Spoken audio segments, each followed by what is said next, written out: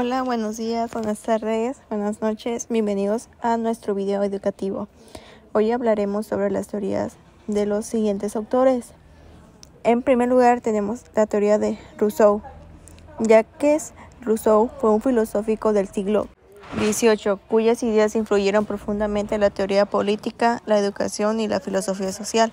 Su obra más conocida, El contrato social, 1762, presenta su visión sobre la naturaleza humana, la política y la libertad.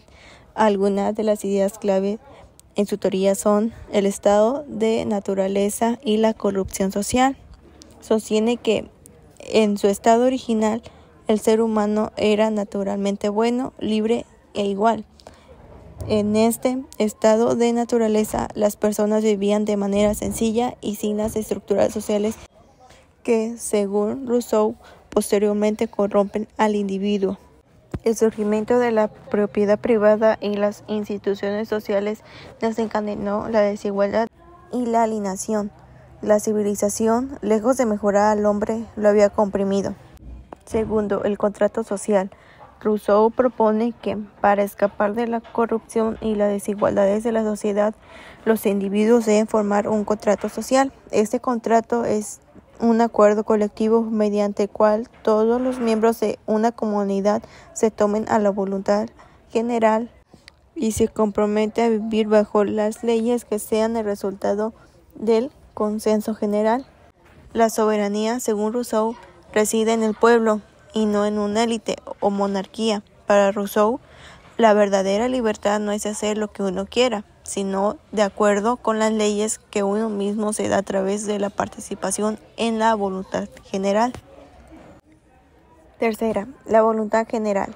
Una de las ideas más fundamentales de Rousseau en el concepto de voluntad general no se trata simplemente de la suma de las voluntades individuales, sino de una colectiva que refleja el interés común de todos los ciudadanos.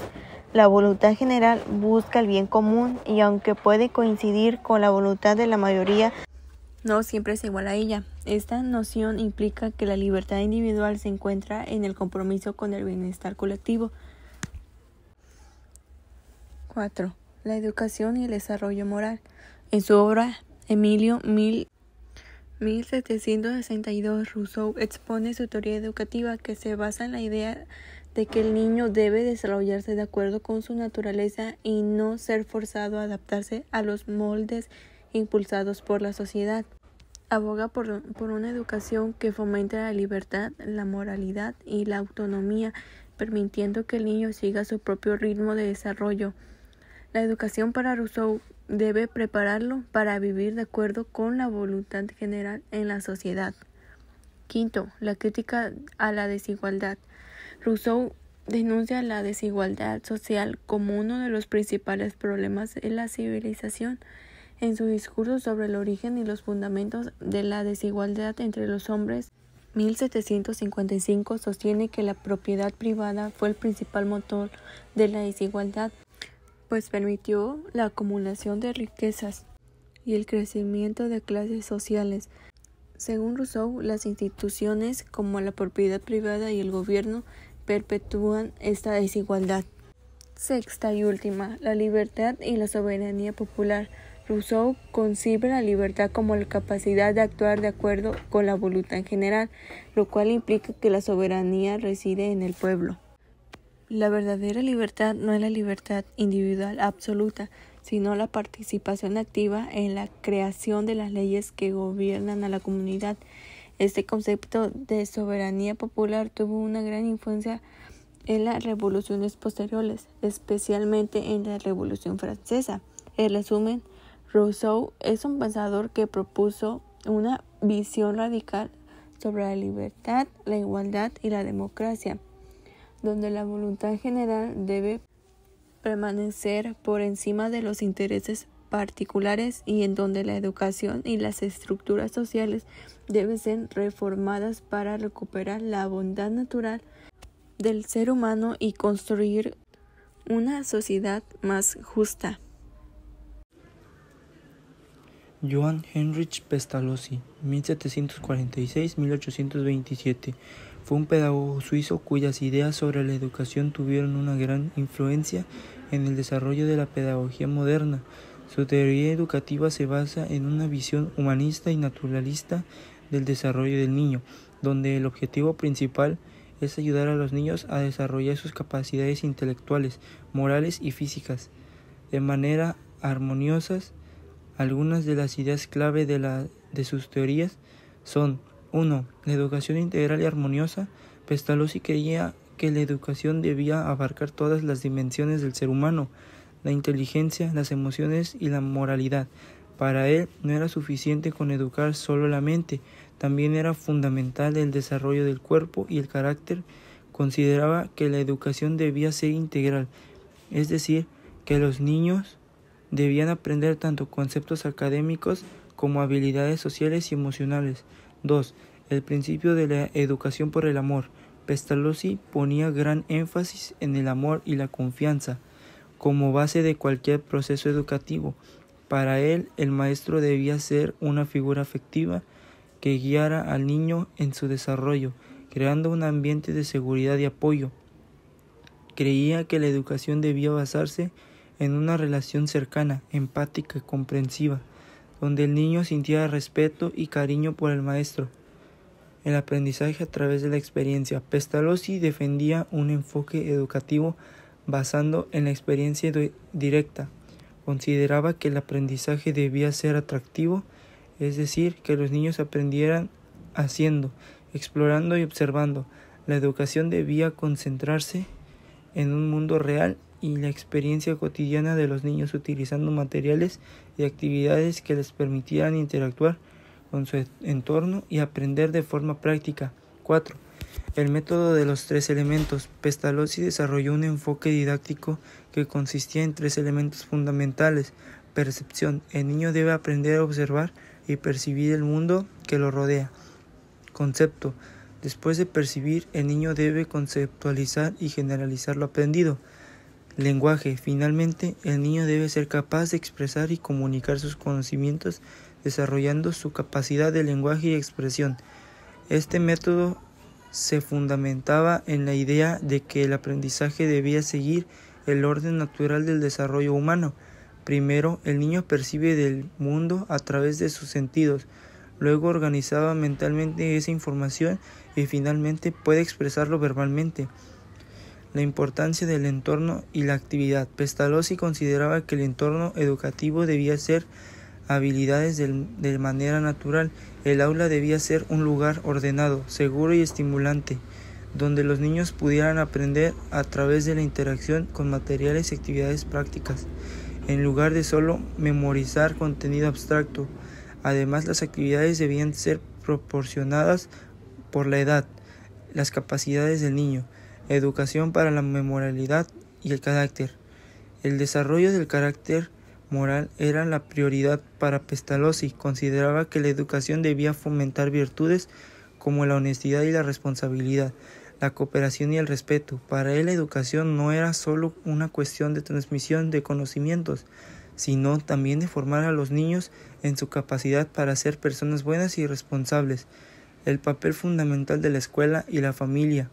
Pestalozzi veía a la escuela como una extensión de la familia y creía que la educación no debía limitarse al aula, sino que debía ser un proceso continuo que involucrara tanto a los maestros como a los padres. La colaboración entre la familia y la escuela era esencial para el bienestar y el desarrollo del niño. El niño como centro del proceso educativo, siguiendo una línea similar a la de Rousseau. Pestalozzi defendía que la educación debía adaptarse a las necesidades y capacidades del niño. En lugar de imponer un círculo rígido, el niño debía ser considerado como el centro del proceso educativo, y el maestro debía ser un guía para ayudar a desarrollar las potencialidades del niño, en lugar de simplemente impartir conocimiento. Importancia de la educación para todos. Pestalozzi también abogó por una educación inclusiva y accesible para todos los niños, sin importar su origen social o económico. Su enfoque se basaba en la idea de permitir desarrollar su potencial al máximo. Trabajó especialmente con niños pobres y huérfanos, lo que subraya su compromiso con la educación como un medio para mejorar las condiciones sociales, influencia y legado. Las ideas de Pestalozzi fluyeron en muchos pedagogos posteriores como Friedrich Froebel, quien desarrolló el concepto de la educación infantil en jardines de infancia, y John Dewey, que adoptó muchas de las ideas de aprendizaje activo.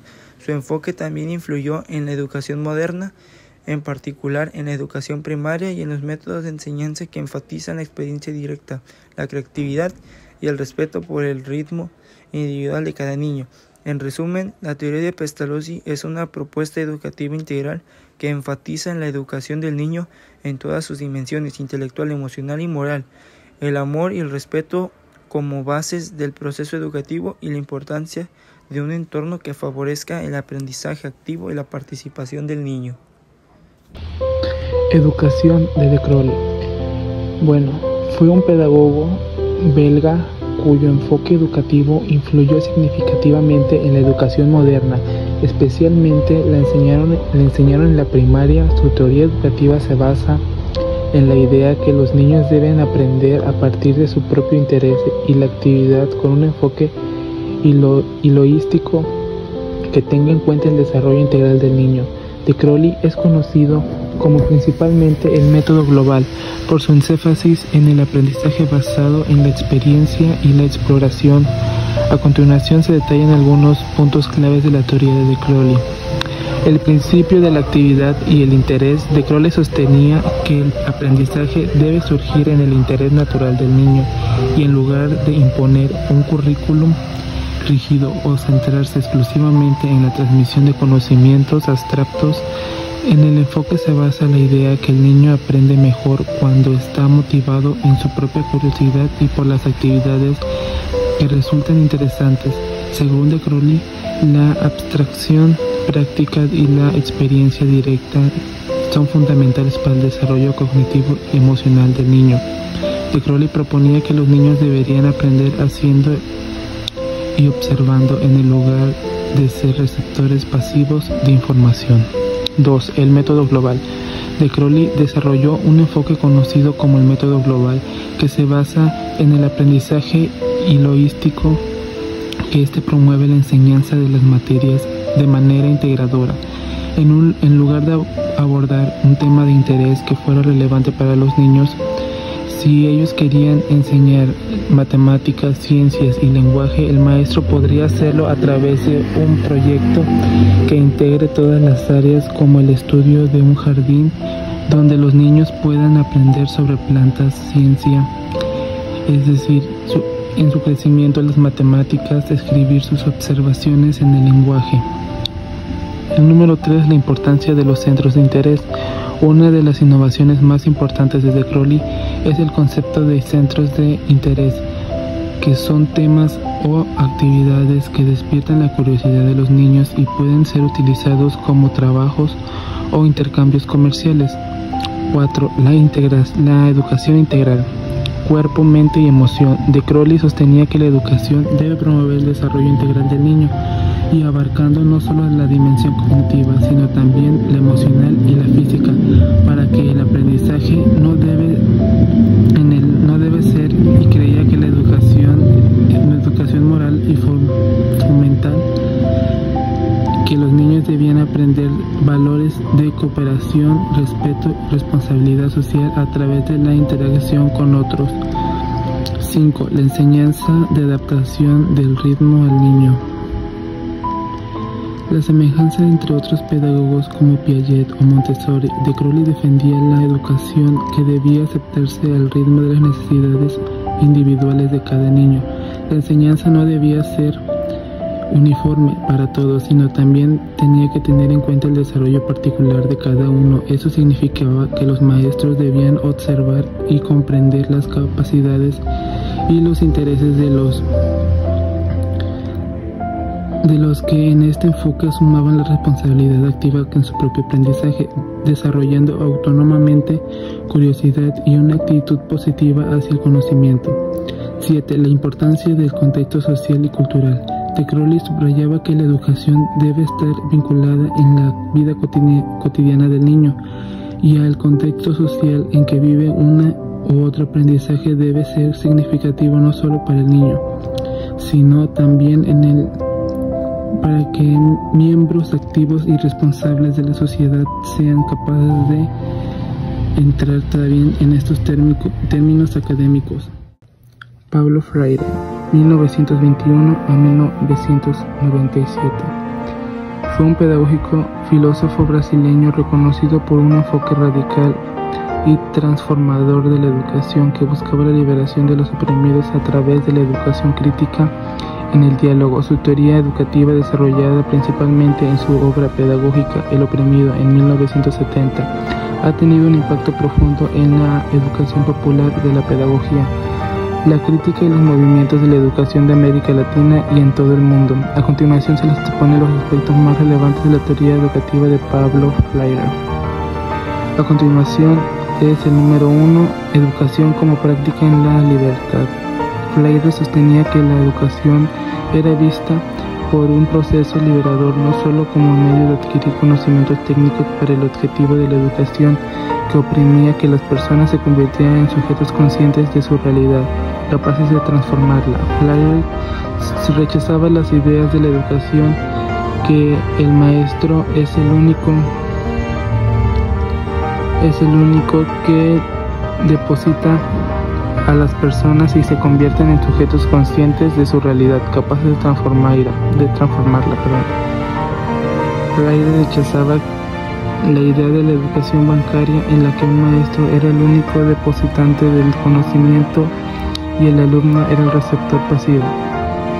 En su lugar propone una educación dialógica en la que estudiantes y maestros son co-creadores del conocimiento por una liberación de la ciencia o concentración de los estudiantes y su capacidad para actuar en el mundo de manera crítica. 2. El concepto de concientización. Una de las ideas centrales de la teoría de Pablo en el que el concepto de concientización o conciencia crítica es término de que hace referencia a un proceso mediante el cual los individuos llegan a comprender la relación y la realidad de los que lo rodean, las estructuras del poder y opresión que existen en su propia capacidad para transformarlas. La concientización permite que las personas tomen conciencia en su situación de oprimidos y entender que tienen que poder cambiar su realidad mediante la acción colectiva.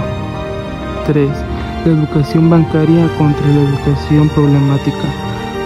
Pablo sostenía que la crítica fuertemente del modelo tradicionalista de la educación, al que denominamos educación bancaria, ese modelo, el maestro es visto como el único poseedor del conocimiento, mientras que los estudiantes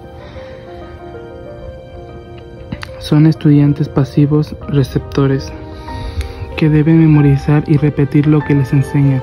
Esta forma de educación de Freire refuerza la desigualdad de la opresión, ya que impide pensamiento crítico y la acción transformadora. 4. El diálogo como herramienta del conocimiento. El diálogo es un elemento clave en la pedagogía de Freire, ya que la comunicación auténtica entre el educador y el educando es fundamental para el proceso de enseñanza-aprendizaje. Aunque el diálogo es un elemento clave de la pedagogía de Freire, para él la comunicación auténtica entre el educador y el educando es fundamental para el proceso de enseñanza. 5. La educación como praxis. La praxis es otro concepto central de la teoría de Freire, para que la educación debe ser entretenida como una acción transformadora que no solo se enfoca en la reflexión, sino también en la aparición práctica de la educación. Debe tener un impacto directo en la realidad social, política y económica de los estudiantes. 6. Educación y transformación social. La teoría de Freire está profundamente vinculada con un proyecto político y social en el que considera que la educación tiene el poder de transmitir la sociedad y la visión para que no solo se deba leer y escribir, sino también aprender las relaciones del poder y mantienen la oposición subordánea y explotada. 7. Papel de educador como facilitador. En la pedagogía de Freire es un educador como el detentor exclusivo del conocimiento, sino también un facilitador de la compañía de los estudiantes en un proceso de cientificación y reflexión crítica. 8. Educación popular y practicación. Freire también es uno de los defensores de la educación popular, un enfoque pedagógico que está dirigido a los sectores más empobrecidos y oprimidos de la sociedad, y la educación popular tiene como un impacto y legado. La teoría educativa de Paulo Freire se basa en la educación como un proceso liberador y transformador que debe fomentar la concientización crítica y el diálogo de la acción práctica para transformar la realidad social. En lugar de la educación bancaria, Freire promueve una educación dialogante y problematizadora, donde los estudiantes son agentes activos en su propio aprendizaje y la transformación de su mundo.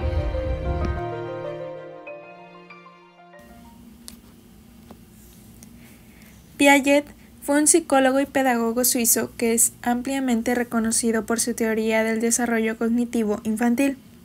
Su enfoque sobre cómo los niños adquieren conocimiento revolucionó el campo de la educación, ofreciendo una comprensión profunda de cómo se desarrolla el pensamiento a lo largo de la infancia. La teoría educativa de Piaget se basa en la idea de que los niños no son simples receptores pasivos de información, sino que son actores activos que construyen su propio conocimiento a medida que interactúan con el mundo. Principales elementos de la teoría educativa de Piaget. En primera, el constructivismo. Piaget es uno de los mayores exponentes del constructivismo, una teoría que sostiene que el conocimiento no es algo que se transmite pasivamente al niño, sino que se construye activamente a través de sus propias experiencias y reflexiones. Según Piaget, el aprendizaje es un proceso dinámico en el que el niño interactúa con su entorno, resuelve problemas y ajusta sus estructuras cognitivas para acomodar nueva información. Los estadios del desarrollo cognitivo.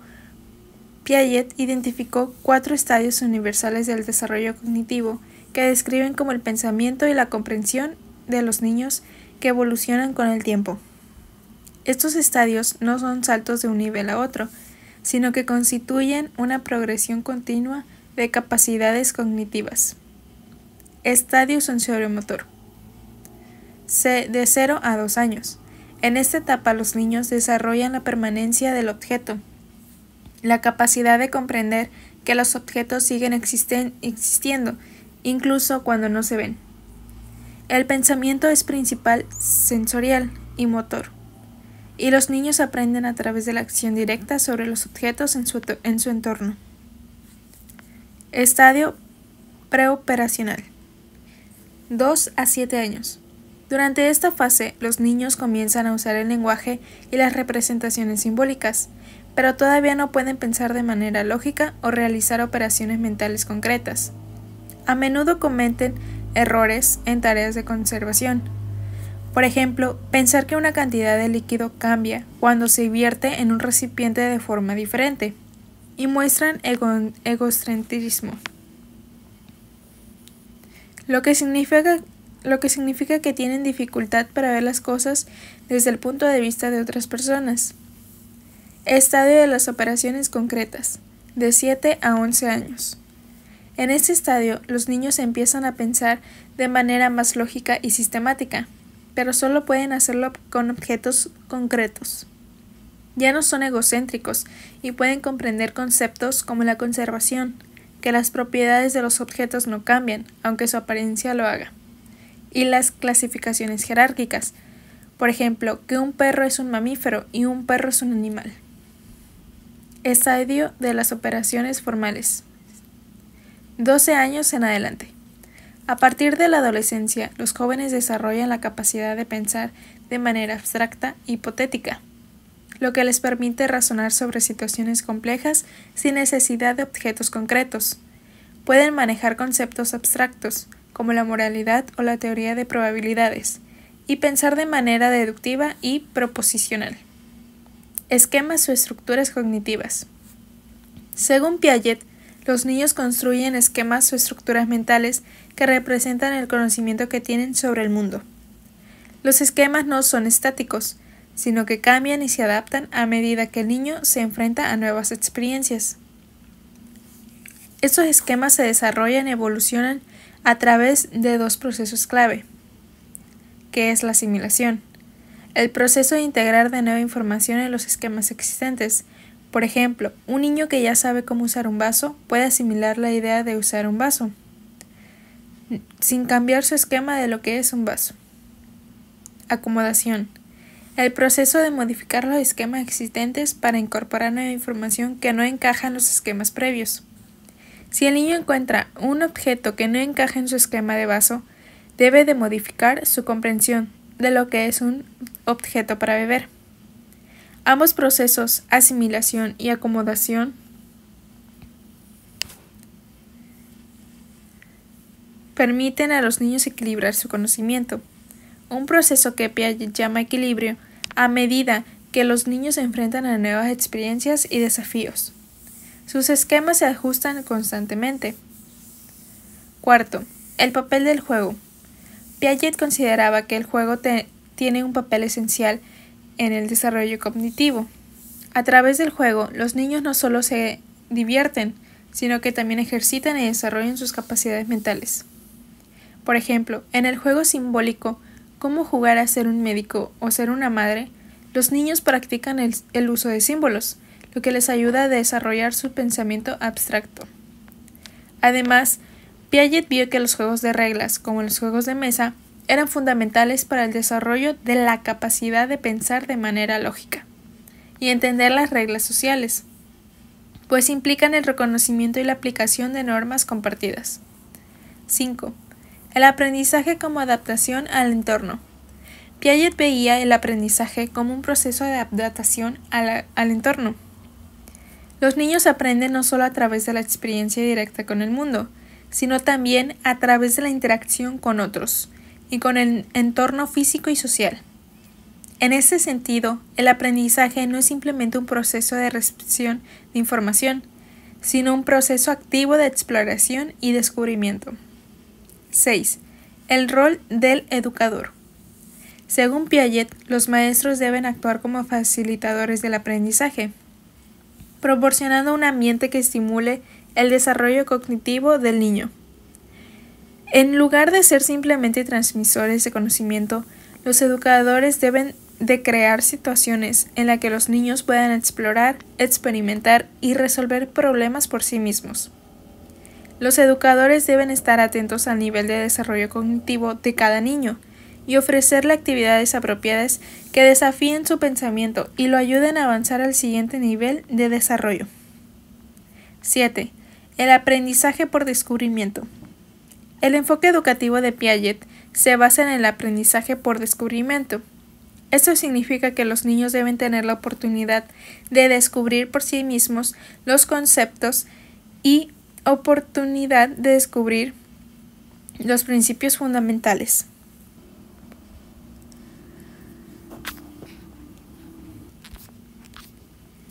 Piaget creía que cuando los niños descubren algo por sí mismos, no solo lo entienden mejor, sino que también desarrollan una actitud activa y autónoma hacia el aprendizaje.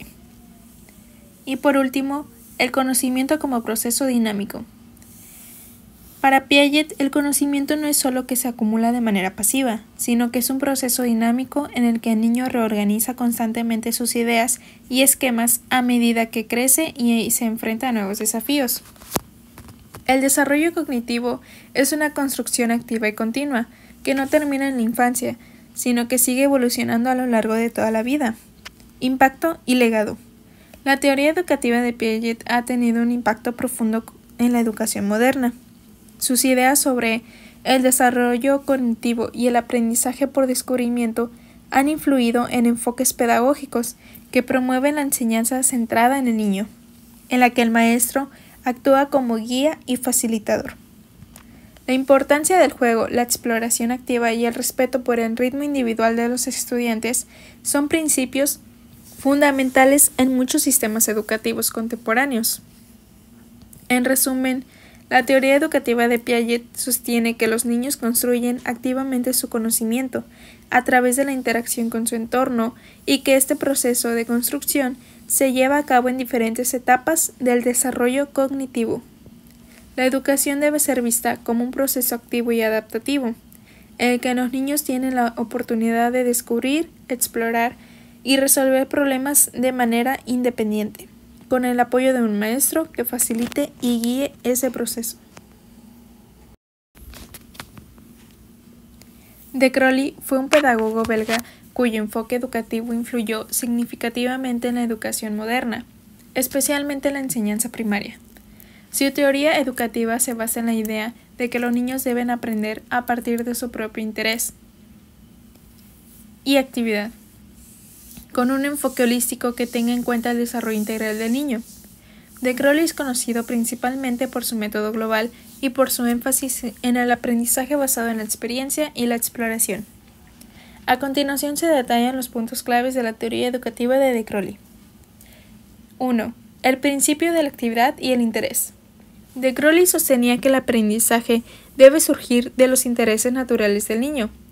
En lugar de imponer un currículo rígido o centrarse exclusivamente en la transmisión de conocimientos abstractos, su enfoque se basa en la idea de que el niño aprende mejor cuando está motivado por su propia curiosidad y por las actividades que le resultan interesantes. Según de Crowley, la actividad práctica y la experiencia directa son fundamentales para el desarrollo cognitivo y emocional del niño. De Crowley proponía que los niños deberían aprender haciendo, explorando y observando, en lugar de ser receptores pasivos de información. 2. Método global. De Crowley desarrolló un enfoque conocido como método global que se basa en el aprendizaje holístico. Este método promueve la enseñanza de las materias de manera integrada, en lugar de abordar cada asignatura de forma aislada. En lugar de enseñar conceptos y habilidades de manera fragmentada, de Crowley abogaba por organizar el aprendizaje alrededor de grandes temas o centros de interés que fueran relevantes para los niños. Por ejemplo, si se quiere enseñar matemáticas, ciencias y lenguaje, el maestro podría hacerlo a través de un proyecto que integre todas estas áreas, como el estudio de un jardín, donde los niños puedan aprender sobre plantas, medir su crecimiento y escribir sobre sus observaciones. 3. La importancia de los centros de interés. Una de las innovaciones más importantes de Crowley es el concepto de centro de interés, que son temas o actividades que despiertan la curiosidad de los niños y pueden ser utilizados como puntos de partida para el aprendizaje. Estos centros de interés pueden ser naturales, como el estudio de los animales, las plantas, el clima, o sociales, como la vida en la ciudad, el trabajo, los intercambios comerciales. Los centros de interés son una forma de organizar el aprendizaje en torno a temas significativos para los niños, lo que les permite desarrollar habilidades y conocimientos en contextos significativos. Además, los centros de interés son flexibles y pueden adaptarse a los intereses y el ritmo de cada niño. 4. Educación integral, cuerpo, mente y emoción. De Crowley sostenía que la educación debe promover el desarrollo integral del niño, abarcando no solo la dimensión cognitiva, sino también la emocional y física. Para él, el aprendizaje no debe ser solo intelectual, sino también emocional y físico. De este modo, propuso que los niños participaran en actividades que involucraran tanto su cuerpo como su mente, como juegos, deportes y actividades artísticas. De Crowley también creía que la educación moral era fundamental y que los niños debían aprender valores de cooperación, respeto y responsabilidad social a través de la interacción con otros y en el contexto de sus actividades diarias. 5. La enseñanza adaptada al ritmo del niño. A semejanza de otros pedagogos como Piaget o Montessori, de Crowley defendía que la educación debía adaptarse al ritmo y a las necesidades individuales de cada niño. La enseñanza no debía ser uniforme para todos, sino que debía tener en cuenta el desarrollo particular de cada uno. Eso significa que los maestros deben observar y comprender las capacidades y los intereses de los niños, y luego proporcionar actividades que los desafíen y les ayuden a crecer su propio ritmo. 6. El papel del maestro. En la visión educativa de Crowley, el maestro debe actuar más como un guía que como un transmisor de conocimientos. Su papel es crear un ambiente que estimule el aprendizaje autónomo y la exploración. Los maestros deben ser observadores, atentos del comportamiento y el progreso de los niños, y deben intervenir no solo cuando sea necesario para orientar o facilitar el aprendizaje. Este enfoque permite que los niños asuman una responsabilidad activa por su propio aprendizaje, desarrollando autonomía, curiosidad y una actitud positiva hacia el conocimiento. 7. La importancia del contexto social y cultural. De Crowley subrayaba que la educación debe estar vinculada a la vida cotidiana del niño y al contexto social en el que vive. El aprendizaje debe ser significativo, no solo para el niño en términos de desarrollo personal, sino también en relación con las necesidades de la sociedad y de la comunidad. De este modo, la educación debe estar conectada con la vida real y debe permitir que los niños se conviertan en miembros activos y responsables de la sociedad. En resumen, de Crowley enfatizaba en una educación contextualizada que prepare a los niños no solo en términos académicos, sino también para interactuar y participar en la comunidad. 8. La evaluación formativa. La evaluación en el enfoque de Crowley no debía ser un proceso de calificación aislado, sino una evaluación continua y formativa. El objetivo de la evaluación es observar y comprender el proceso del aprendizaje del niño, brindando retroalimentación que lo ayude a crecer. A través de esta evaluación, los maestros pueden ajustar su enfoque pedagógico y asegurarse de que el niño esté progresando en su propio ritmo y en áreas que necesitan mayor atención. 9. El juego como herramienta educativa. De Crowley reconocía el valor del juego como una herramienta poderosa para el aprendizaje. A través del juego, los niños exploran el mundo, desarrollan habilidades sociales, resuelven problemas y ejercitan su creatividad. El juego es una forma en que los niños pueden aprender activamente y al mismo tiempo experimentar la libertad de expresión y el desarrollo de la personalidad. Impacto y legado. El método de Crowley tuvo una influencia significativa en la educación infantil en muchas partes del mundo, especialmente en Europa. Su enfoque integrador y centrado en el niño influyó en la educación primaria, y sus principios se pueden ver reflejados en enfoques educativos, como el de Reggio Emilia, y en programas de educación activa y constructivista. En resumen, la teoría educativa de Crowley pone al niño en el centro del proceso de aprendizaje, promoviendo un enfoque holístico que integra la actividad, la experiencia, el interés y la autonomía. Su método global, basado en centros de interés, permite que los niños aprendan de manera significativa y contextualizada, desarrollando habilidades cognitivas, emocionales y sociales en un ambiente de respeto y libertad. La teoría educativa de María Montessori, 1870-1952. Es un enfoque pedagógico que pone al niño en el centro del proceso de aprendizaje, promoviendo un entorno educativo donde los niños puedan desarrollarse de manera autónoma, libre y en armonía, con sus propios ritmos y necesidades. Montessori fue una médica y pedagoga italiana, y su método ha tenido una profunda influencia en la educación a nivel mundial. Las principales características de su teoría educativa incluyen: 1. El niño como protagonista de su propio aprendizaje. Montessori consideraba que el niño no es un recipiente vacío al que se le debe de llenar de conocimientos, sino un ser activo que construye su propio aprendizaje a través de la interacción con su entorno. El enfoque montessoriano se basa en la idea de que los niños tienen una capacidad natural para aprender y que lo hacen mejor cuando se les da la oportunidad de explorar y experimentar por sí mismos, en lugar de ser simplemente receptores de información. 2. El ambiente preparado. Uno de los pilares fundamentales de la pedagogía de Montessori es la creación de un ambiente preparado, es decir, un entorno físico y emocional que esté cuidadosamente organizado para fomentar la independencia, el aprendizaje autónomo y la exploración. En ese entorno los materiales deben ser accesibles y apropiados para el desarrollo de los niños, permitiendo que los niños trabajen de manera independiente y a su propio ritmo. 3. El aprendizaje autodirigido y la autonomía. En el enfoque Montessori, los niños tienen la libertad de elegir las actividades que deben de realizar dentro de un marco estructurado. Esta autonomía en la elección de actividades fomenta la responsabilidad y la autodisciplina.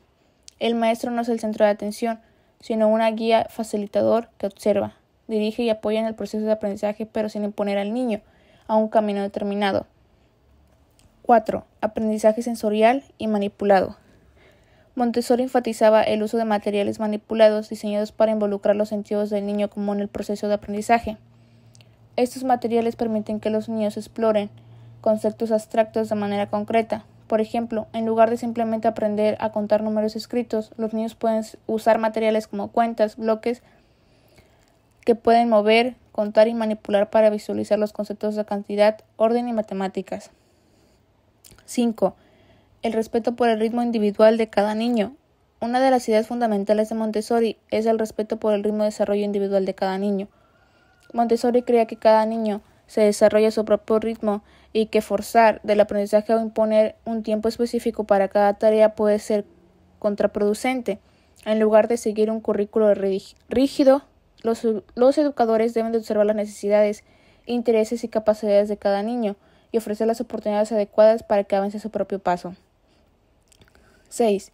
Educación integral y desarrollo global. Montessori concebía la educación como un proceso integral que abarca no solo el desarrollo intelectual, sino también el desarrollo emocional, social y físico del niño. Su enfoque es holístico, reconociendo que todas las áreas del desarrollo humano estén interrelacionadas y deben cultivarse simultáneamente.